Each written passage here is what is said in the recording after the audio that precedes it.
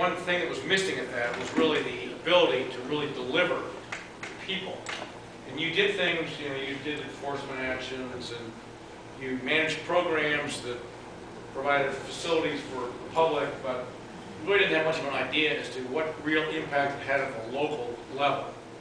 So this is an opportunity for me to return to my roots, my hometown of Somers, Connecticut, a town that my father and grandfather were very involved and influential, and they were here for some 60 years, and really help people, basically.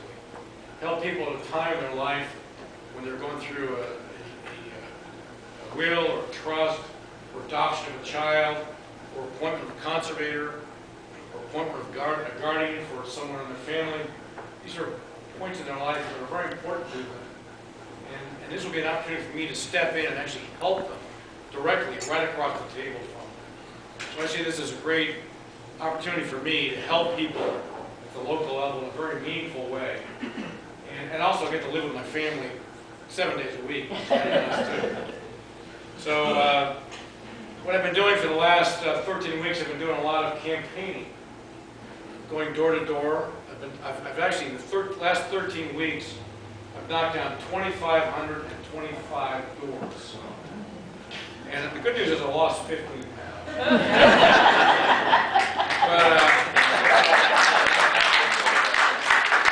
Right, my knuckles are bare. Carol would say, she knocked down a lot of doors. My knuckles are cut off. A lot of white paint in my knuckles. But what I found doing door-to-door work is that on occasion it was very humorous, it was very humbling, it was also very energizing.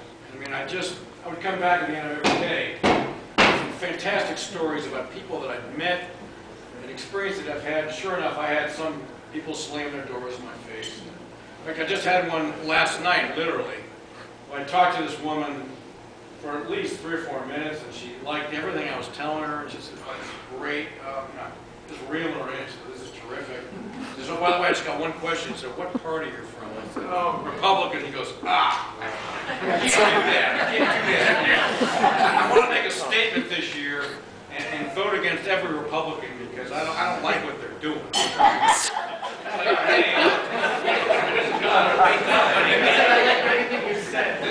This is not a political job. First of all, when you get in it, it's totally apolitical. It has nothing to do with politics. So I try to reel it back in, but I'll tell you, I'm not sure. I just kept your mind open.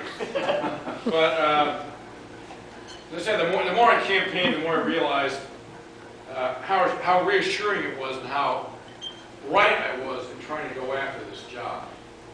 And because of the ability to work with people and to hear their stories, and to know that I could probably help them with whatever their concerns are, is very energizing for me and something I really want to do. So, but a couple of people I just want to mention, for instance, where's Ed McGuire?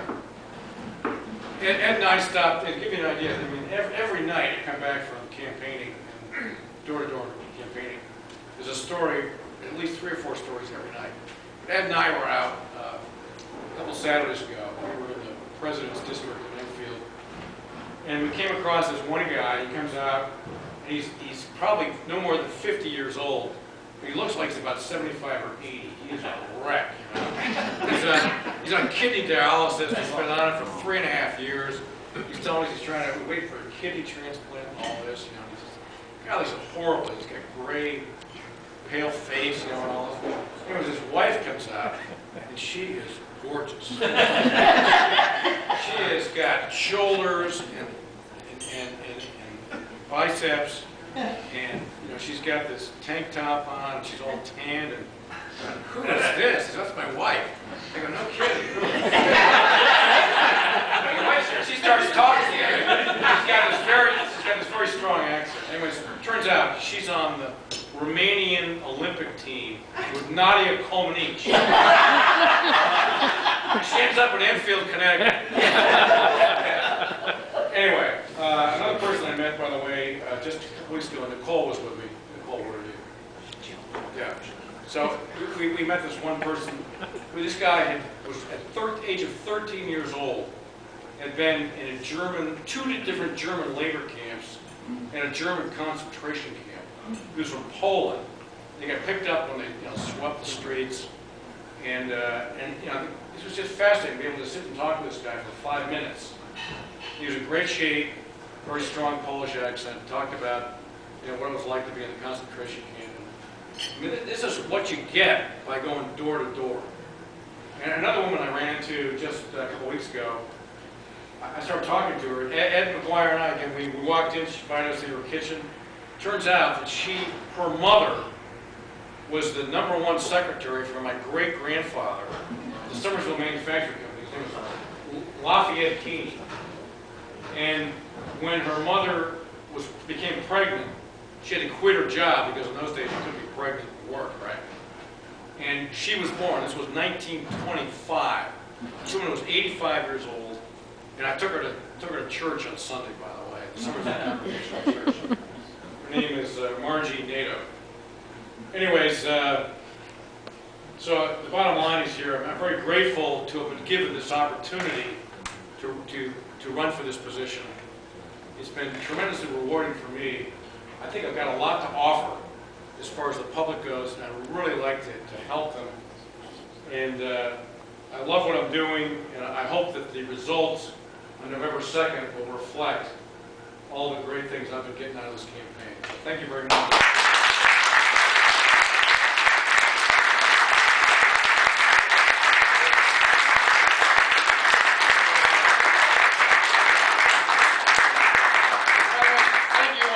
Thank you all for coming tonight. This really means a lot to me. There's some great people here, some great friends, and this is just a fantastic venue to have this dinner. And by the way, dessert is being served, so get some, please.